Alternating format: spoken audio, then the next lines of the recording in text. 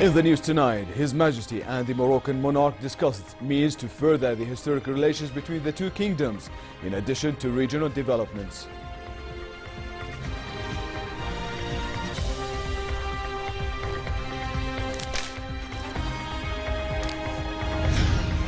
The first preliminary meeting of the 28th Arab Summit kicks off at the Dead Sea Shores, with the participation of senior officials of the Economic and Social Council of the Arab League.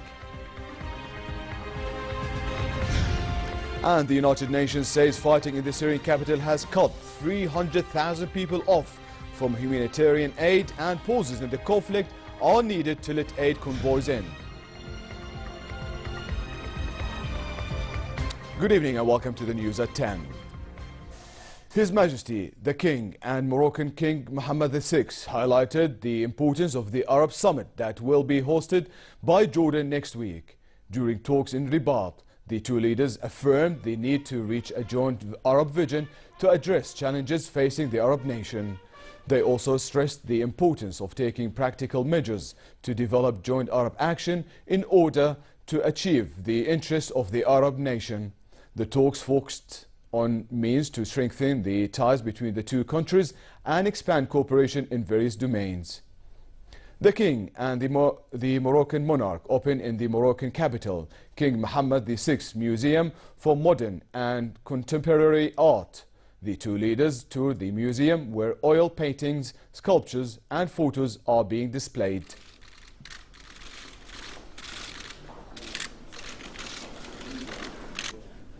Earlier, the King, accompanied by His Royal Highness Prince Ghazi bin Mohammed, the personal envoy and special advisor to His Majesty, visited the tomb of late King Mohammed V, where they recited verses from the Holy Quran.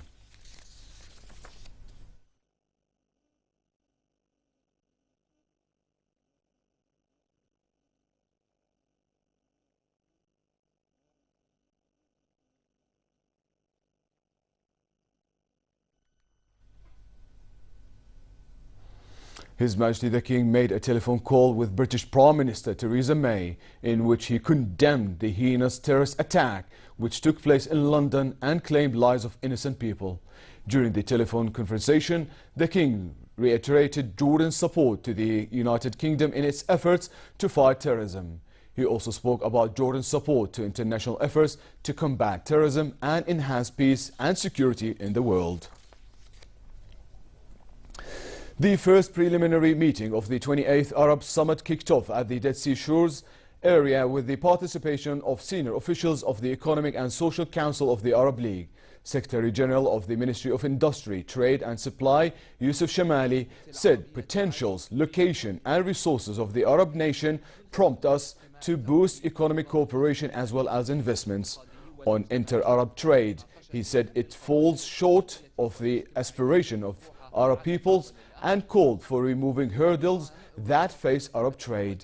Shamali said that Jordan's role will not be restricted to assuming the presidency of the summit, but will also focus on finding solutions to crises that face the Arab region. Assistant Arab League Secretary General for Social Affairs Badruddin Al-Alali said the meeting will discuss the economic and social file in order to present it to the ministerial meeting and then to the Arab leaders on March 29.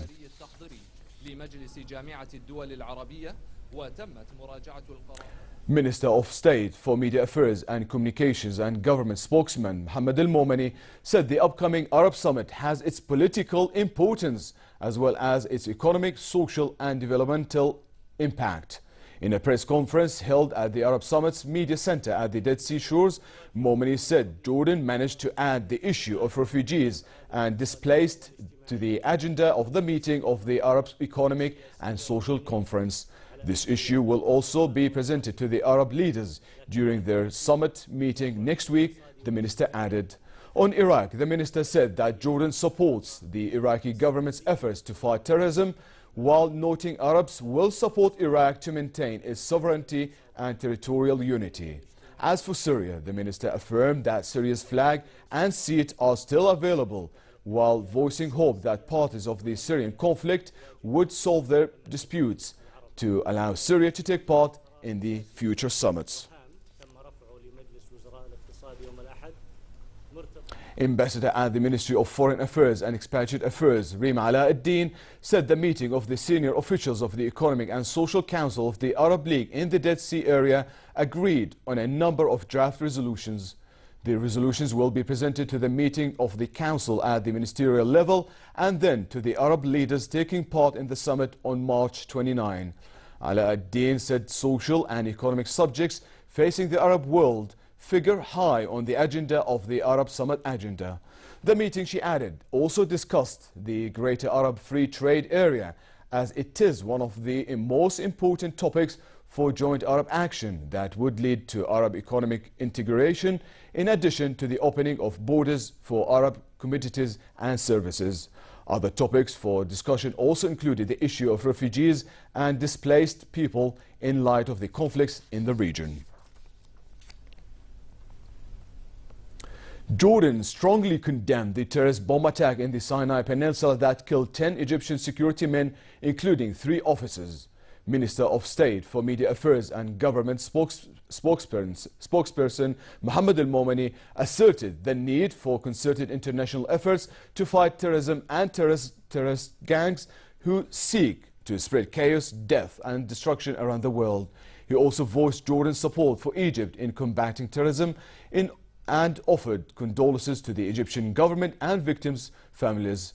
The Egyptian army said 10 members of its security forces were killed by bomb attacks that struck their vehicles in central Sinai during an operation targeting terrorist bases.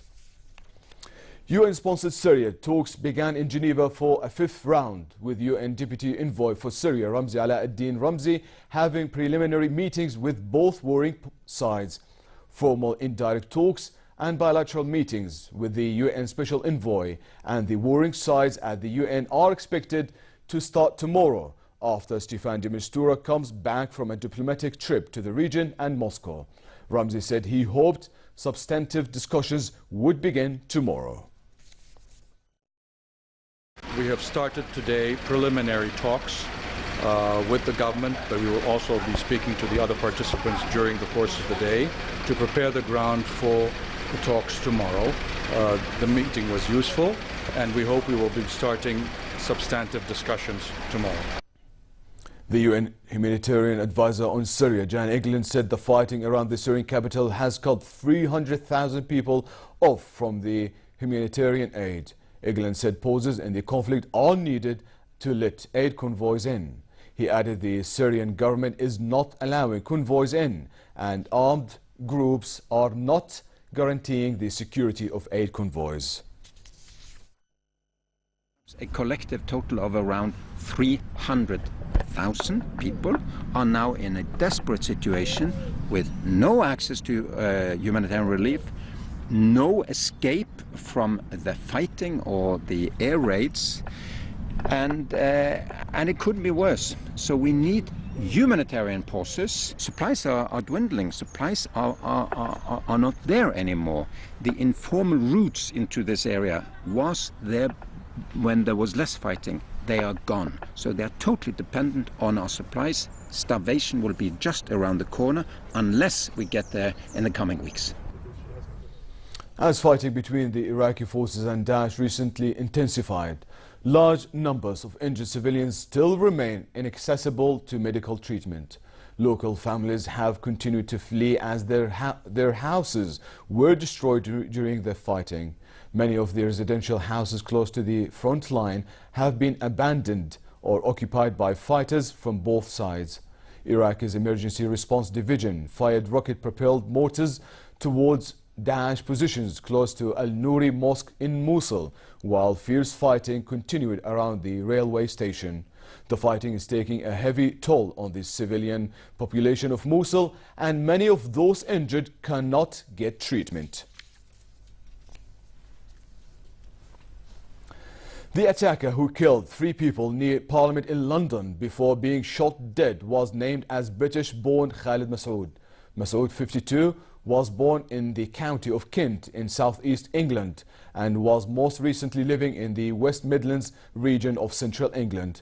Police arrested 8 people at 6 locations in London and Birmingham in the investigation into yesterday's attack, where 40 people were injured and 29 remain in hospitals, 7 in critical condition. More in this report. During 5 minutes of mayhem in the heart of London yesterday, Ahmad Masood sped across Westminster Bridge in a car, ploughing into pedestrians. Then he ran through the gates of the nearby Parliament building and fatally stabbed an unarmed policeman before being shot dead. Prime Minister Theresa May told Parliament that terrorism will not prevail. To the men and women who propagate this hate and evil, you will not defeat us. Mr. Speaker, let this be the message from this House and this nation today. Our values will prevail.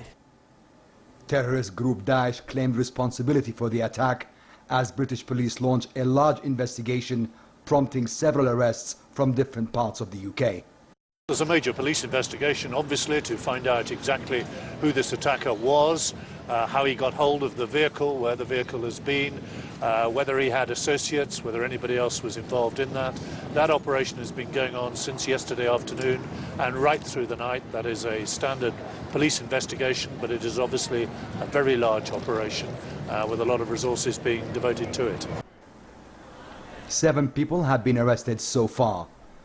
A minute's silence was held in Parliament and in front of police headquarters at New Scotland Yard in honour of the victims. As Westminster Bridge reopens today, people lay flowers in memory of the dead and all remarked on the strange atmosphere of the normally bustling Parliament area. While people are saying yes, we're moving on and we're getting on with business as usual, it does feel different to yesterday and the day before. People around the world showed solidarity with the UK and condemned this terrorist attack, describing it as surreal. Late Shankiti for the news at 10.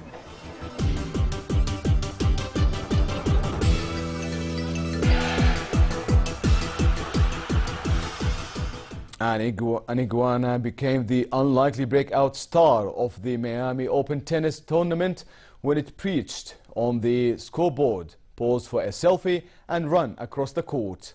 A video tweeted by the official account for the Miami Open showed play halted during the final set of Jerry Vissler's victory over Tommy Haas, while officials worked on a plan to eject the non-ticket holding lizard from a top and electric scoreboard. German player Haas walked over to the scoreboard and snapped a selfie with the iguana, eliciting loud cheers from the crowd. Game, set a match, Vesely. 2 sets to 1. 6-7, 6-3, 7-5. The United Arab Emirates and Japanese national football teams trained ahead of a potentially crucial World Cup qualifier in Al Ain. It will be the first time the two teams have met since the UAE stunned Japan with a 2-1 win in Saitama in the opening game in Group B of the third round of Asian qualifiers for the 2018 World Cup. However, UAE boss Mehdi Ali said his team are focused on the present and not on their previous success against the Japanese. Japan are in second Group B while UAE are in fourth, knowing a win would take them above their opponents with 4 games to spare.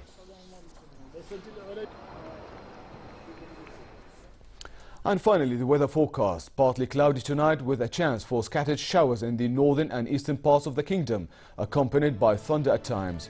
Winds will be moderate, picking up at times. Tomorrow, a drop in temperature is expected with partly cloudy skies and light rain in the morning hours. Winds will be brisk, raising dust in the southern and eastern regions. The Gulf of Aqaba can expect a cold night, a relatively warm day tomorrow with light winds picking up at times in the afternoon and choppy seas. Next are those and highs for tonight and tomorrow.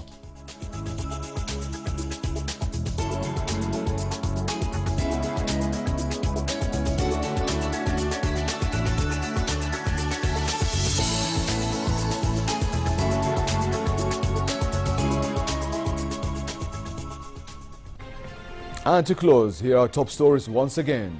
His Majesty and the Moroccan monarch discuss means to further the historic relations between the two kingdoms, in addition to regional developments.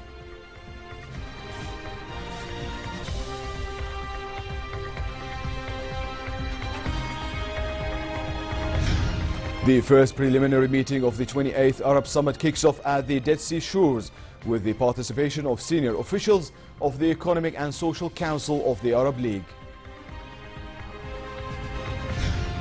And the United Nations says fighting in the Syrian capital has cut 300,000 people off from humanitarian aid and pauses the conflict are needed to let aid convoys in.